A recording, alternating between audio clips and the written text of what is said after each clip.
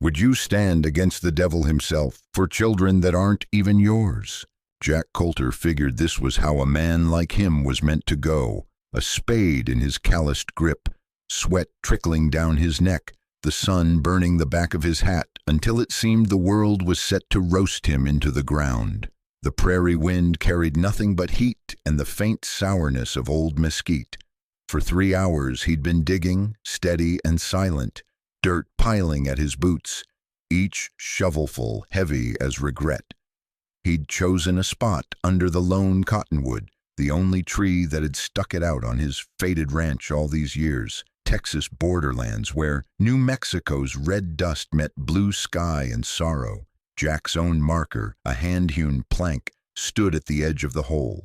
It read, plain as prayer, "Here lies a man who gave up, no name. Didn't reckon there was anybody left to read it. The past had whittled him down to bone and stubbornness.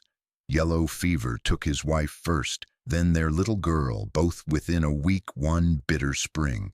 After that, he'd sold the last of his cattle, packed away what love remained, and let the world roll on without him. For 3 years, no one had crossed his land but the wind and coyotes. He was raising the shovel for one last scoop when a shadow flickered across the grave's edge. Then another, and another.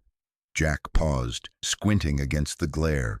5 small figures stood outlined against the sky, skinny legs, torn dresses, hair tangled wild. The oldest, a girl with wary eyes and dust on her cheekbones, couldn't have been more than 14.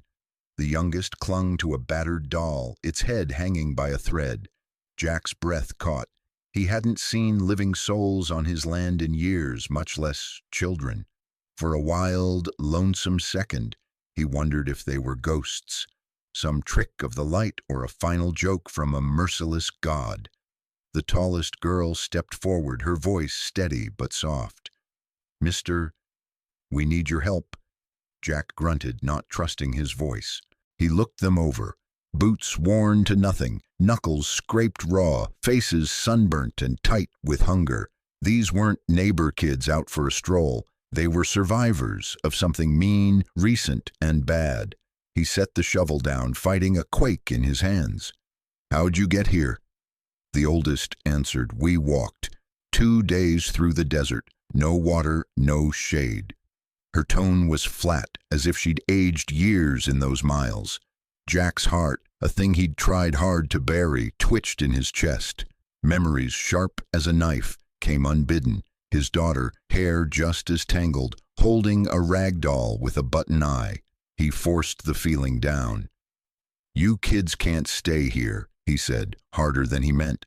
"This is private land. I got business to finish." One of the littler girls burst into tears, high, keening, the sound of pure exhaustion. The oldest knelt, arm around her shoulders, murmuring in a low voice Jack couldn't quite catch. He saw bruises along the youngest's arms, cuts on their hands, signs of running, not playing. He turned away, wiping sweat and dust from his brow, willing himself not to care. He was a man with nothing left. The day was meant to end with him in the ground. But when he looked up, his eyes caught the horizon. There, a low plume of dust was rising, the kind made by fast horses, not wind. Jack felt a shiver that had nothing to do with the sun. "Inside," he muttered almost to himself. But the words didn't come easy. He didn't want to care, didn't want to hope.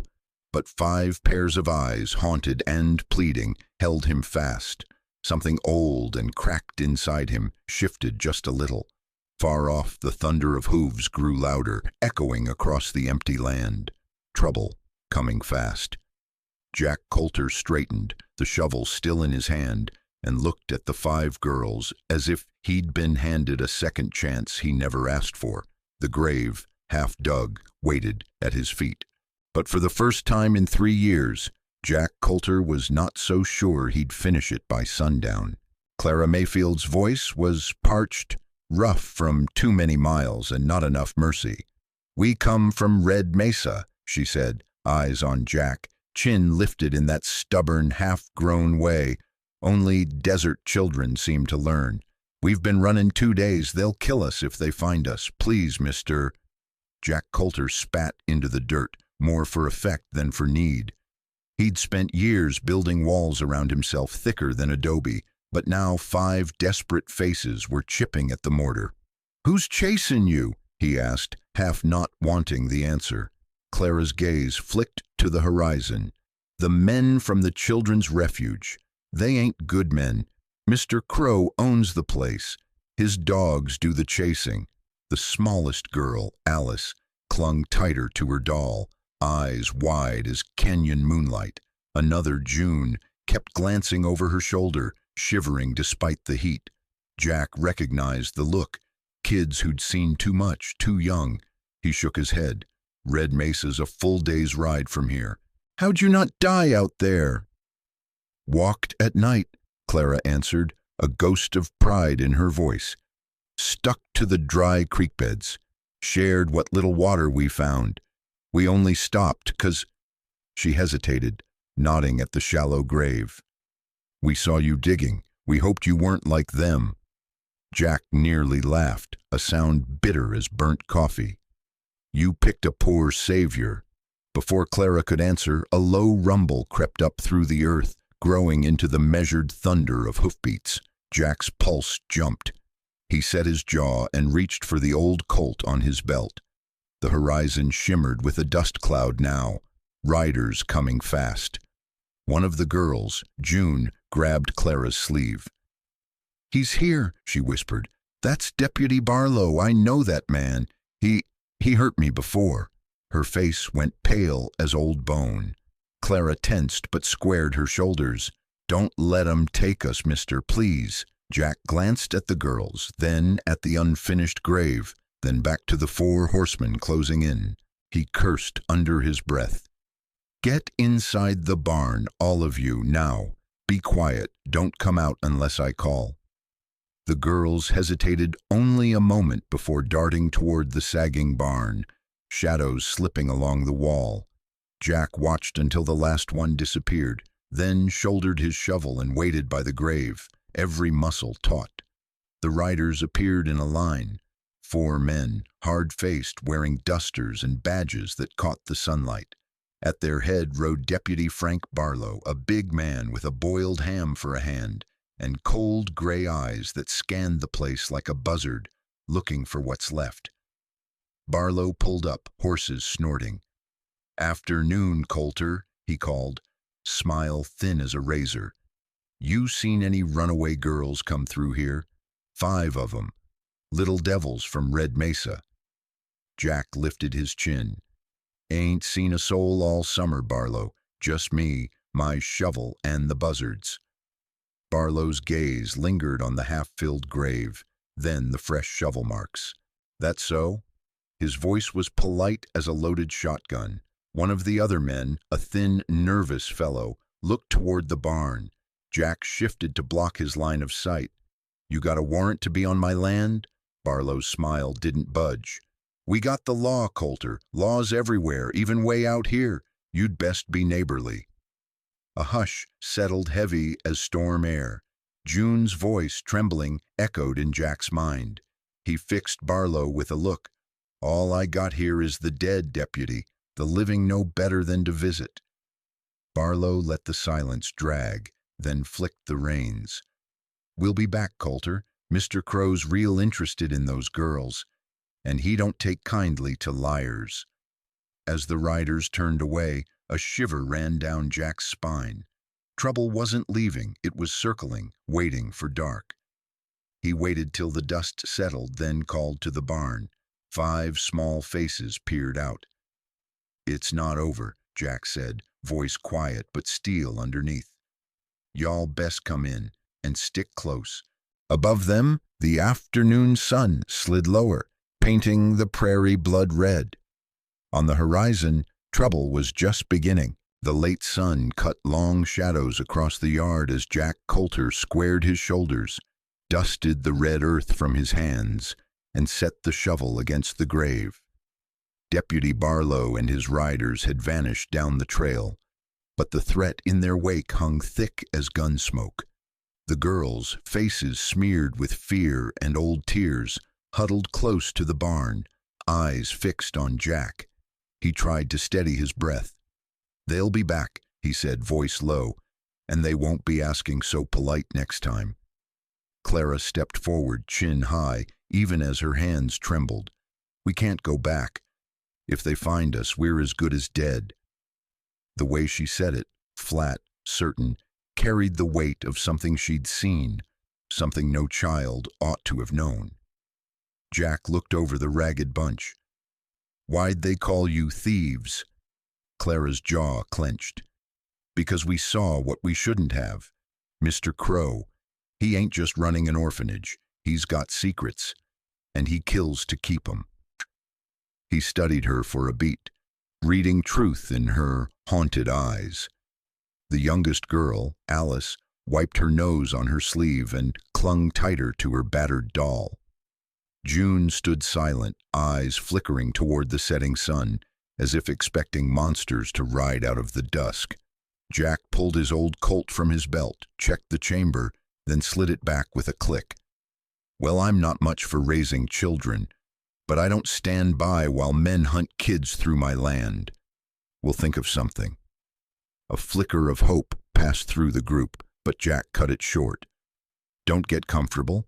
Best you lay low in the root cellar tonight. If you hear horses, don't make a sound, no matter what happens." A brief silence settled, heavy and awkward.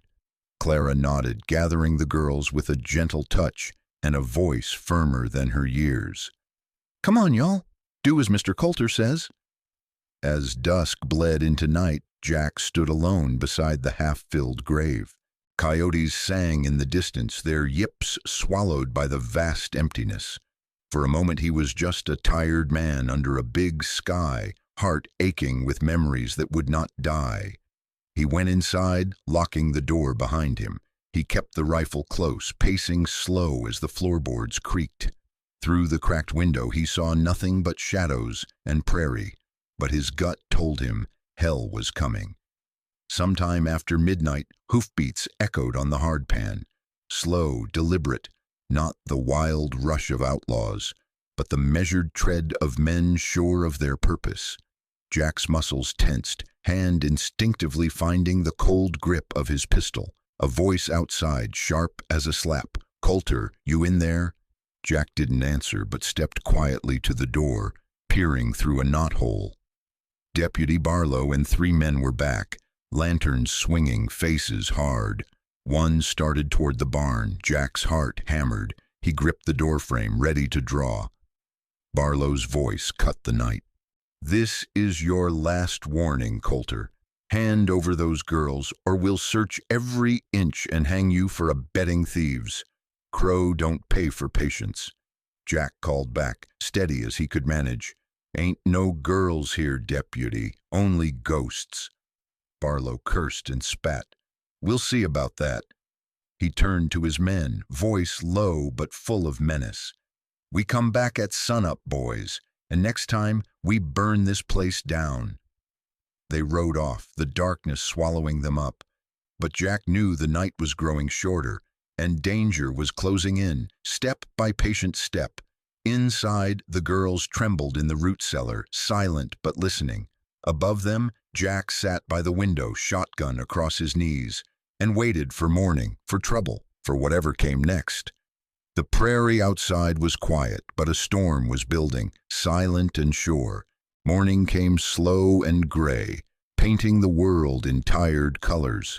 Jack Coulter brewed coffee thick as axle grease, nerves coiled tight from a night spent listening to wind and worry. He'd checked the barn, the fences, the worn path down to the creek. No sign of Barlow or his men yet, but their threat hung over the place like a storm that wouldn't break. Down in the old root cellar, the girls huddled on rough blankets, eyes red and rimmed with exhaustion. When Jack unlocked the trapdoor, a wave of musty air greeted him, along with 5 wary faces. Clara Mayfield climbed out first, blinking at the light, followed by the rest. Alice with her doll, June quiet and jumpy, Mary and Ruth clutching each other's hands. Jack nodded at the stove. "Sit, eat. You'll need your strength." He ladled out beans and cornbread, the first real meal these children had seen in days. For a while, the only sound was the scrape of spoons. Jack leaned against the counter, watching them. He saw how Clara watched over the younger ones, how she set aside part of her share for Alice, without a word. They weren't just runaways, they were a makeshift family, held together by something fiercer than blood. After breakfast, Jack pulled up a chair, boots crossed, voice gentler than the day before. "All right, Clara, you want to tell me why Barlow and Crow want you so bad?" Clara glanced at the others, then reached into her tattered dress and pulled out a worn leather notebook. She laid it on the table with hands that shook a little. "We saw them kill a woman, Miss Abigail Rowe. She was a reporter asking too many questions about kids going missing at Red Mesa." Jack's eyes narrowed. "You saw Crow do it?" Clara nodded. "We hid in the laundry, watched through the cracks. She tried to get away, but he caught her. Said nobody'd miss an orphan, but a reporter was trouble." Mary spoke up, voice thin as a reed. She gave Clara her notebook before they grabbed her. Said, "If anything happens to me, tell someone. Don't let him win." Jack picked up the notebook. Names, dates, money, coded entries. Enough to bring hell down on any man, even a kingpin like Crow. Jack's jaw tightened. "You held on to this the whole way?" Clara met his gaze. "We knew it was life or death. That's why they're after us. Not 'cause of what we did, 'cause of what we know."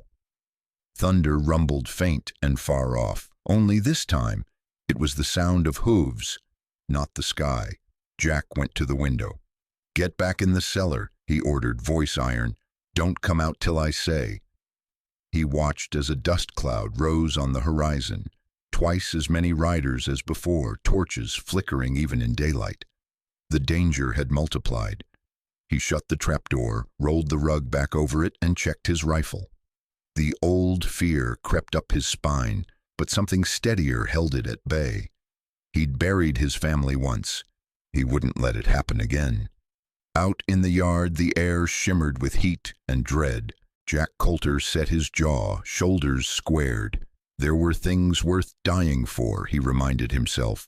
Some of them even looked you straight in the eye and called you Mister. As the riders drew closer, flames licked the dry grass behind them. Trouble was coming hard and fast, and Jack knew the night would fall red. Night fell hard and heavy, swallowing up the ranch in deep shadows. Jack Coulter moved from window to window, every muscle strung tight.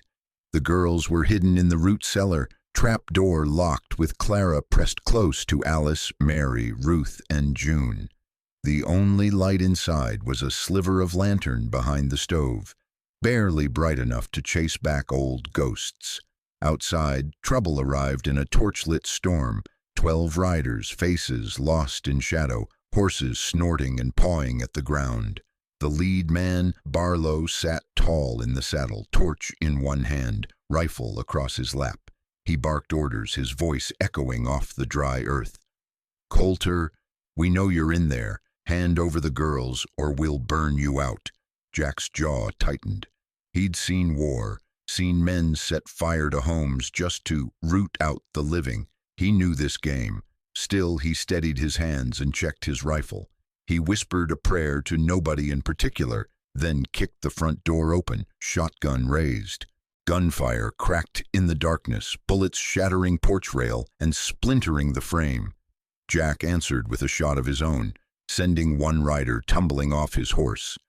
The smell of smoke twisted through the air as a torch arced up and landed on the roof with a hungry hiss. Flames caught fast, dry shingles, weeks of drought, nothing to stop the fire's climb. Inside, the girls trembled, clutching each other, listening to chaos above. One of the men circled toward the side of the house, rifle ready. Jack caught sight of him through the window, squeezed off a round, and saw the man drop. But there were too many, and they were coming from all sides now. Barlow called out, taunting, "Sign this confession, Coulter. Admit you were harboring thieves, and maybe we'll let you live. Jack spat in the dirt, voice hoarse. I'll sign nothing but your grave, Barlow. A wild shriek cut through the firelight. June, coughing and gasping, trapped in a pocket of smoke near the back room. Jack threw his arm over his mouth and crashed through the flames, barely feeling the heat, as he grabbed her up and kicked open the door to the yard. A bullet tore through his shoulder, spinning him around. Pain shot through his arm, hot and deep, but he held tight to June and staggered back toward the house. Barlow's men pressed in, confident now, flames painting their faces hellish red. Jack's vision blurred from smoke and pain, but his mind stayed sharp. He grabbed June, shoved her down into the root cellar, and slammed the trapdoor shut just as the kitchen ceiling started to groan and sag above him. Another bullet punched through the wall, sending dust and splinters flying. Jack ducked behind the stove, reloading, breath ragged. The fire spread, crackling louder, the heat turning the little house into a furnace.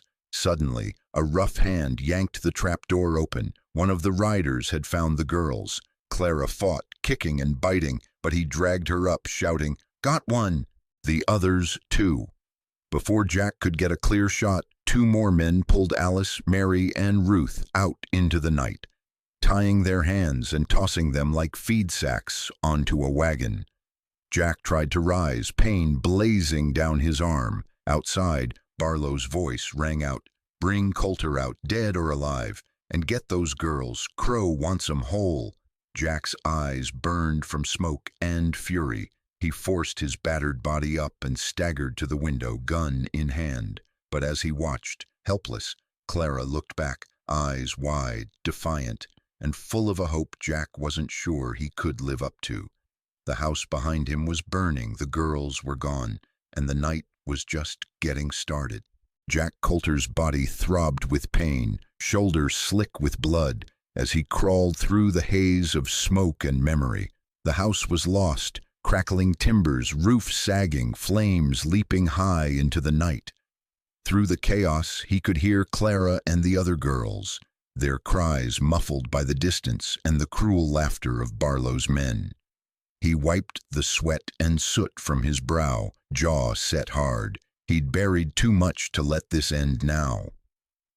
As he slipped through the shadows toward the edge of the barn, a voice hissed from the dark, "Jack, over here!"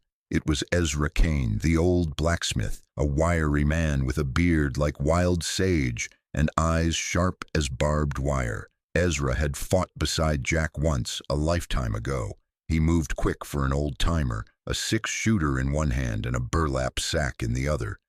"Hell of a mess you got here, Coulter," Ezra whispered, a half-smile in his voice. "Couldn't stay out of trouble?" Jack almost grinned. "Never was any good at minding my own business. They've got the girls tied up by the wagon. Too many for one man." Ezra patted the sack. "Got a little surprise. Blasting powder from the smithy. Ought to clear out the rats."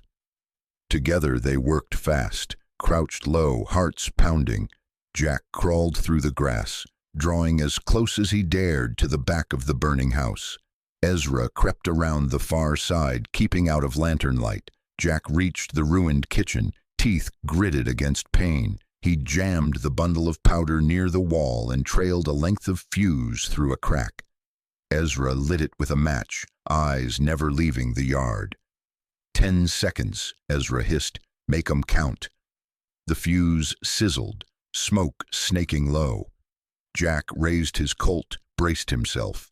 Then the world erupted, timbers and dirt and fire roaring outward in a furious blast, shattering the night and tossing Barlow's men off their feet. Jack didn't wait.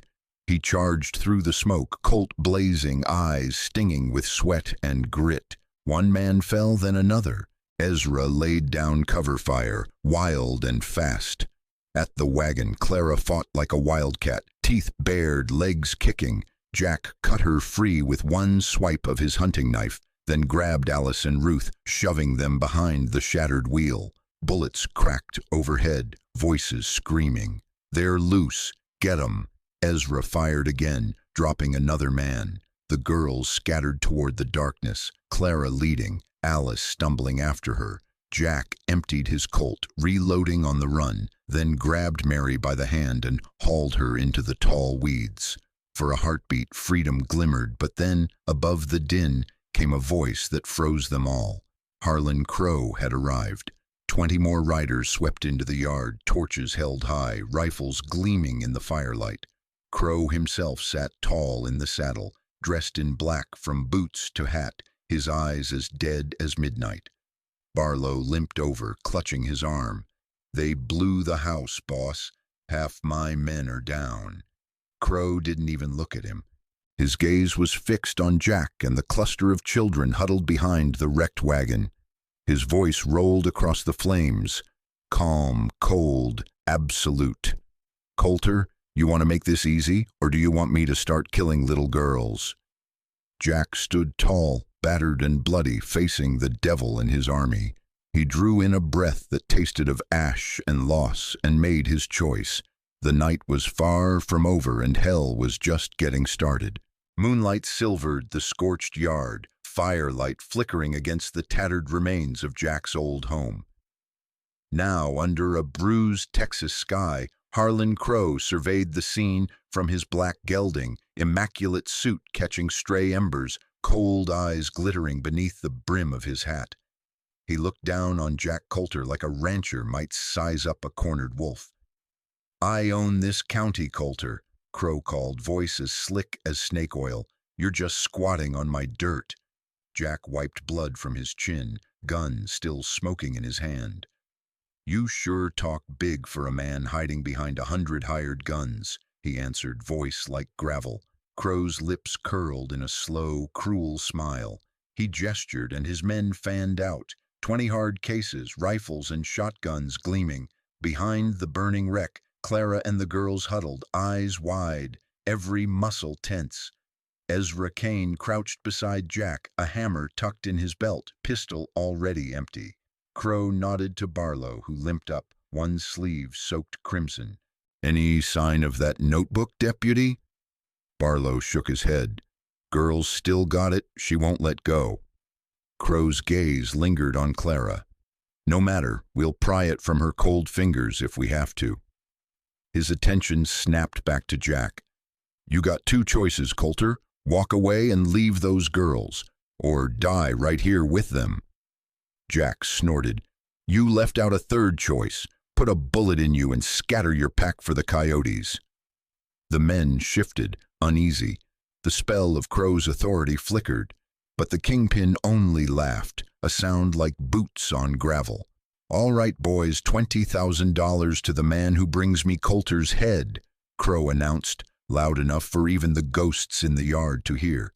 Greed sparked in the men's eyes, some shifted grips, glancing sideways at each other. Ezra whispered, "They're hungry, Jack, for money or blood, doesn't matter which." Jack's mind raced, cataloging every rut, every gully and broken post across his battered ranch.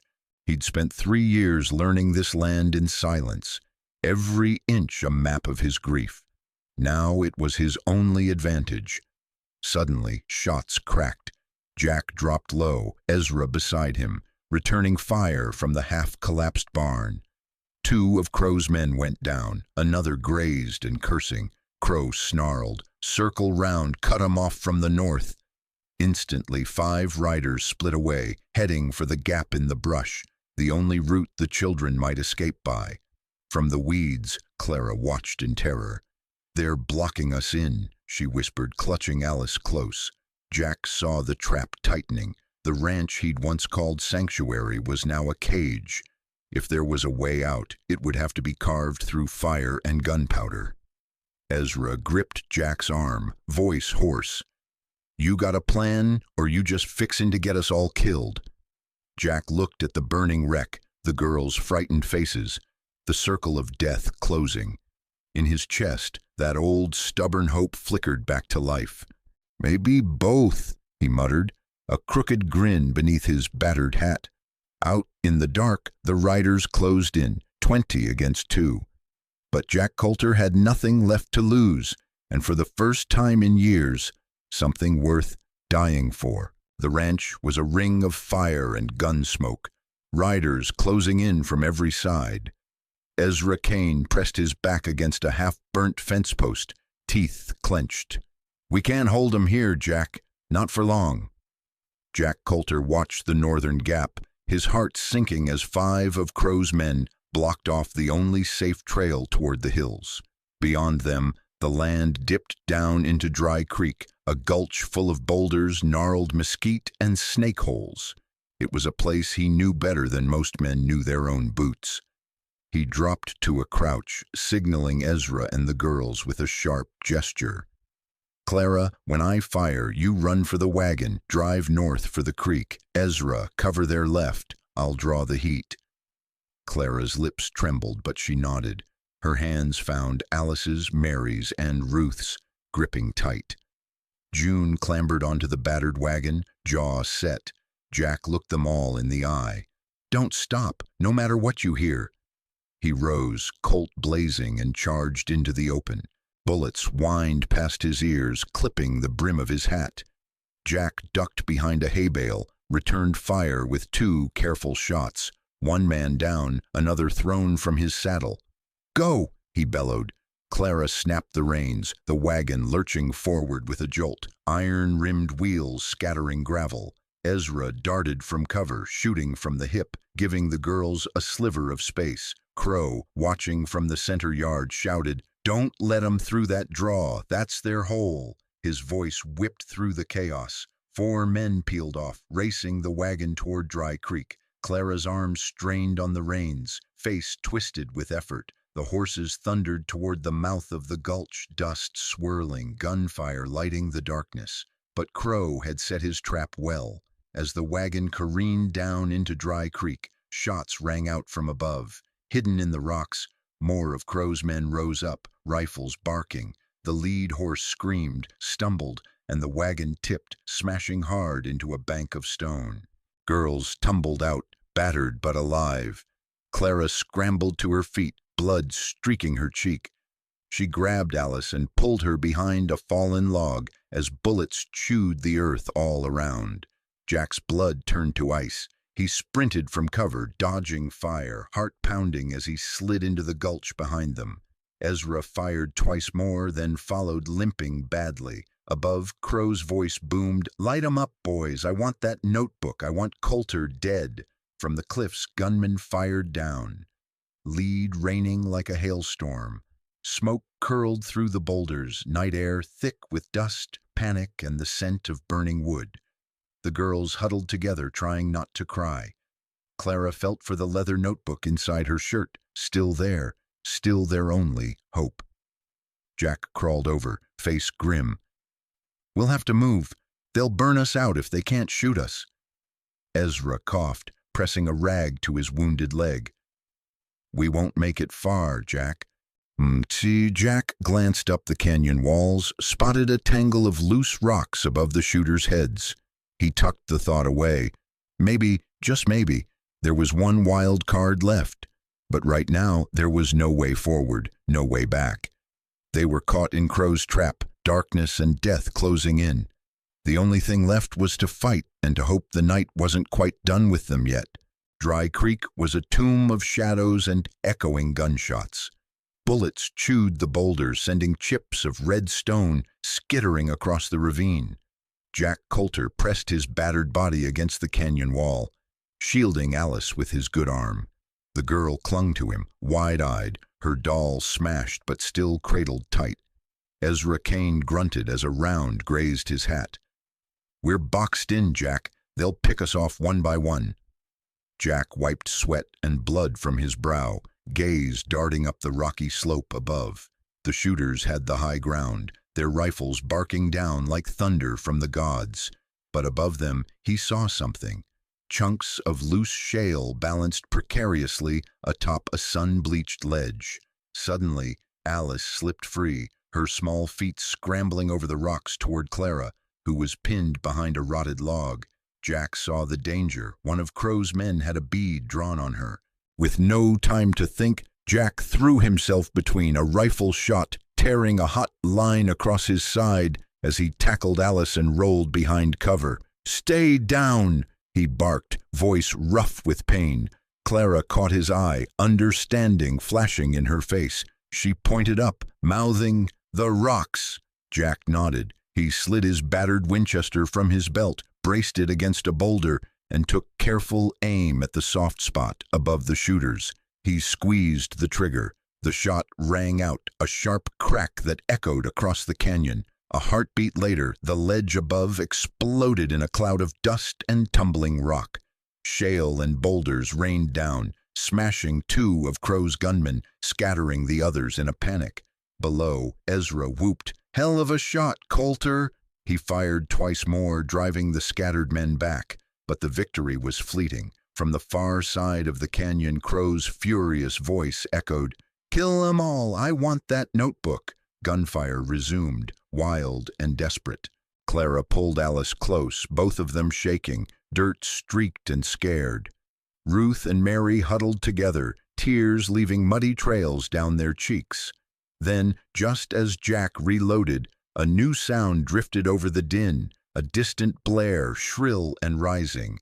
It was the unmistakable call of a cavalry bugle, carried on the night wind from the east.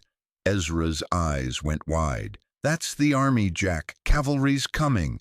Hope sparked in Jack's chest, small and stubborn. "Let's make damn sure we're alive when they get here." But Crow's men were gathering for one last push, rage and greed twisting their faces.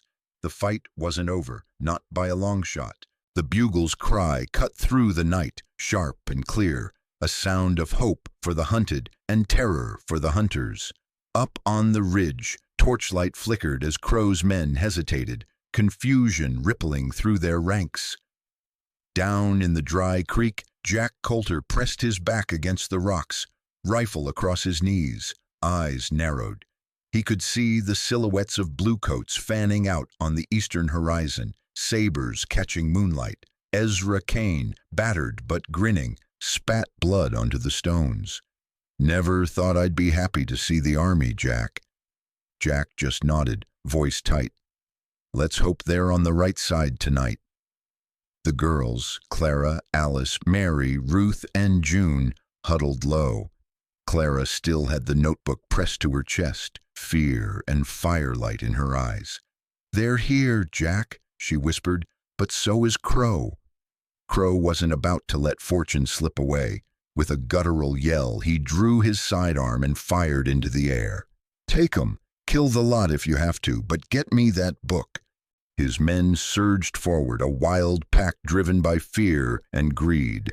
Jack, steady as ever, took careful aim and squeezed off a shot. One of the gunmen dropped, tumbling down the ravine. Ezra, from a cluster of sage, clubbed another man with the butt of his empty pistol. Suddenly Crow broke from cover, gun drawn, making for Clara. His voice was poison. "Give it here, girl. Give it or you die right now." Jack moved on instinct. In a blur, he yanked the Derringer from his boot, a little gun, one last chance. He fired as Crow raised his revolver at Clara. The shot caught Crow square in the chest. For a moment the outlaw's face was a mask of shock and fury. He staggered, fired wild, the bullet whining over Jack's shoulder. Then Harlon Crow fell, his reign ended by the hand of a battered rancher who'd lost everything but his soul. Cavalry thundered down the gulch at last. Captain Silas Granger led the charge, uniform dusted and drawn, voice booming. "Drop your weapons. By order of the United States Army." Crow's men broke and scattered. Some threw down their guns, some ran for their horses, others just crumpled where they stood. One of the girls cried out as a stray bullet hit the rocks above her head, but Jack dove in, arms spread wide, shielding them. The fighting was over in minutes. Cavalrymen rounded up the survivors, binding their hands and shoving them away from the wounded. Ezra limped over to Jack, clapped him on the back. "Damn fine work, old friend," he said. Jack glanced at Clara, who clutched the leather notebook, eyes wide, breath shuddering. "Give that to Captain Granger," Jack said softly. "It's time the world saw what Crow and his men really were." Clara nodded. tears bright on her cheeks. As the first pale light of morning crept into the canyon, hope returned, wounded, battered, but alive. Captain Silas Granger stood beneath the pale dawn, boots planted in the red Texas dust, leather notebook heavy in his hand. He flipped through page after page, names, payments, dates, a grim ledger of evil that reached farther than the eye could see. His jaw clenched as the reality set in. This wasn't just the work of one outlaw. This was a disease running through 3 territories. Jack Coulter sat on a battered log, bloody bandage at his shoulder, watching Granger's face darken with every entry. Clara Mayfield, arms around Alice and Mary, looked up, hope and fear tangled in her eyes. Granger finally spoke, his voice like gravel. This is enough to hang a dozen men, maybe more. We'll take this to the federal court in Santa Fe. There's no hiding from what's written here. Clara's hands shook, but she lifted her chin. They killed Miss Abigail Rowe. She was trying to help us. Crow said nobody'd care what happened to orphans, but she did. And now, so do you. Granger nodded solemnly. I promise you justice will come. You have my word. Suddenly, from behind the cavalry line, a wounded gunman staggered up, hatred burning in his bloodshot eyes. With a wild curse, he raised his pistol, aimed square at Jack. Time slowed. Ezra Kane, always watching, always ready, drew his battered 6-shooter from inside his coat and fired. The shot rang out, clean and final. The gunman dropped without a sound. Granger's men rushed to secure the rest of Crow's outfit. Jack let out a shaky breath, his old friend's presence a quiet anchor in the swirling storm. The girls huddled together, clutching one another, every face streaked with dirt and tears and relief. Ezra knelt beside them, his gruff voice softening. You girls are safe now. Crow's finished, and so's any man who tries this again.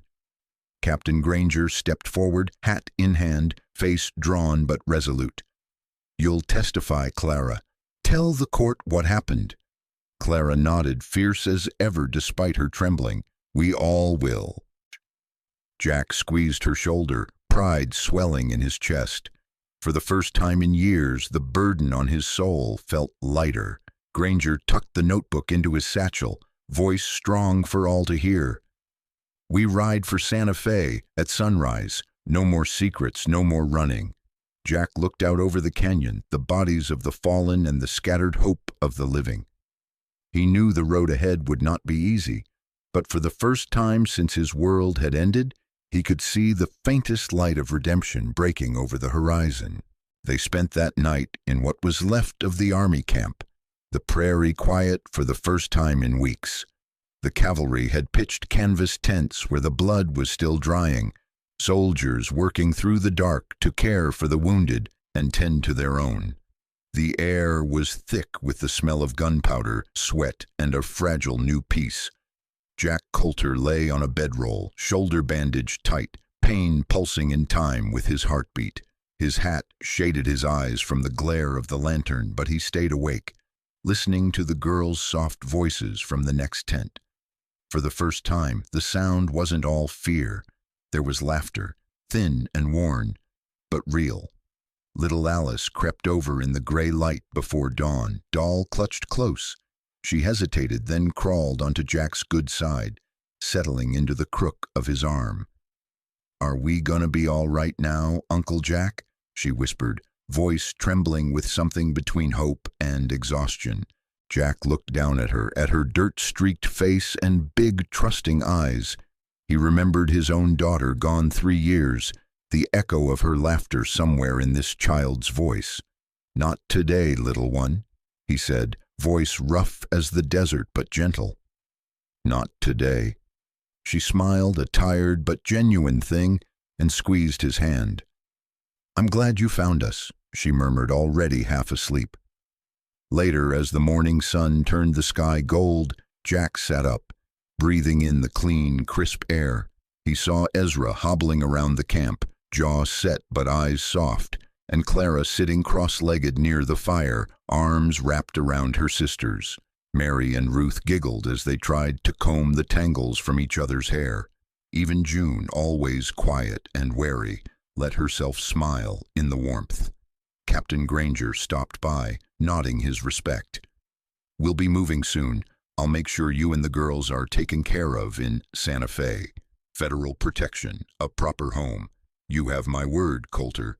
Jack tipped his hat. "Thank you, Captain, but I aim to see them settled myself. They're family now." Granger grinned, clapped Jack on the good shoulder, and strode off to rouse his men. As camp broke, a gentle hush fell over the survivors, a sense that maybe the worst was behind them. Jack caught Clara's eye, and for the first time, she looked almost like a child, not a soldier. The ride into Santa Fe would take days, and the scars would last far longer. But as the ragtag family mounted up, hope rode with them, stubborn as wild grass after the rain. News would spread about the fall of Crow's empire, the justice brought by a battered notebook and a handful of brave children. In a few months, even the wildest outlaw would think twice before preying on the lost and forgotten. Jack Coulter, once a man digging his own grave, now carried something he'd thought was gone forever. A sense of purpose, a fragile, hard-won faith that some things were still worth fighting for. 6 months rolled by, and the hard Texas land greened beneath a gentler sun. Where Jack Coulter's ranch once stood in ashes, a new home had taken shape. Timber walls straight and true, roof patched but proud, a porch running the whole front, just right for catching the evening breeze. Children's voices, shouting, laughing, sometimes bickering, filled the yard from sunup till dusk. Not just the 5 who'd survived that hellish night, but a dozen more from nearby towns and farther off, sent by judges or brought by kindly neighbors who remembered what Coulter had done. Clara Mayfield had grown taller, her face softening as worry gave way to leadership. She managed the chores, watched over the younger ones, and taught them what she'd learned about courage and standing up to darkness. Ezra Kane set up his forge in an old shed, taking boys under his wing, teaching them to mend tack, fix wagons, and shape horseshoes from scrap. The place hummed with the rhythm of hard work and second chances. Jack Coulter, hat always askew, limped through his days with a battered dignity. His shoulder ached in the mornings, but his heart felt lighter. Each sunrise a small victory. He built a wooden swing under the cottonwood tree, just where his own grave had nearly been. Some evenings he'd sit there with Alice on his lap, her mended doll tucked safely under her arm. One crisp afternoon, a stranger arrived, hat in hand, eyes shining with gratitude. He brought a letter from back east, a mother thanking Jack and the girls for saving her son, one of Crow's forgotten orphans. Jack read the words aloud by lamplight, voice thick with emotion.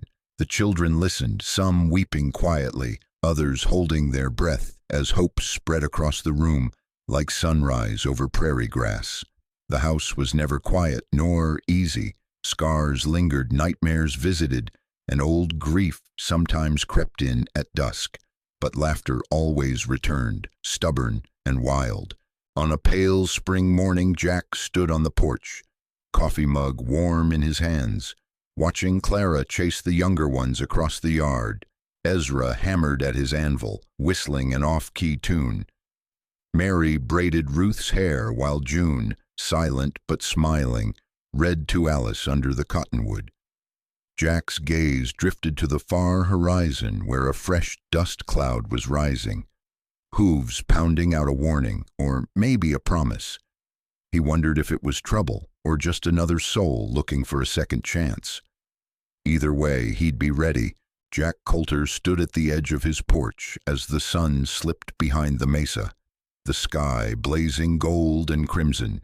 Children's laughter drifted from the yard, Clara chasing Alice, Ruth and Mary squabbling over a jump rope, June watching it all with a quiet, steady gaze. Ezra sat on a stump by the forge, rolling a cigarette, nodding along to the rhythm of young voices.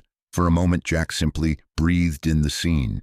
Fresh-cut hay, cornbread cooling on the windowsill, the sweet sound of a world he'd nearly missed.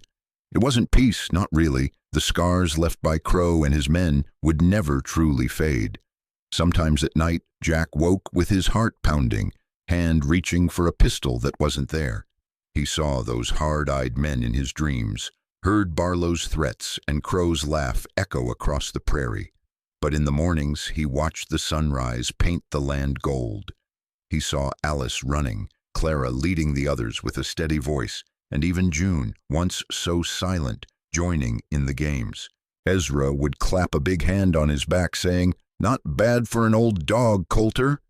There were still challenges, lean harvests, repairs after a summer storm, the wariness of new arrivals. Sometimes a rider on the horizon brought Jack's old fears roaring back, but he always stood his ground, boots planted firm, heart open, because Jack Coulter understood now. Some folks are born to greatness, some have it forced on them, but a rare few find it simply by standing in the way of darkness, by protecting the scraps of innocence left in a hard world. As dusk settled, the porch filled with tired children and the smells of supper. Alice curled up in Jack's lap, her mended doll safe in her arms. Clara leaned against the rail, eyes on the stars. Ruth and Mary snuck biscuits from the kitchen, and June rested her head on Ezra's shoulder, peace settling over her at last. Jack gazed out over the quiet land, knowing it would never be easy, nor truly safe. But for the first time he was ready to face whatever came, because he'd found his purpose not in leaving the world behind, but in standing guard over the good that remained.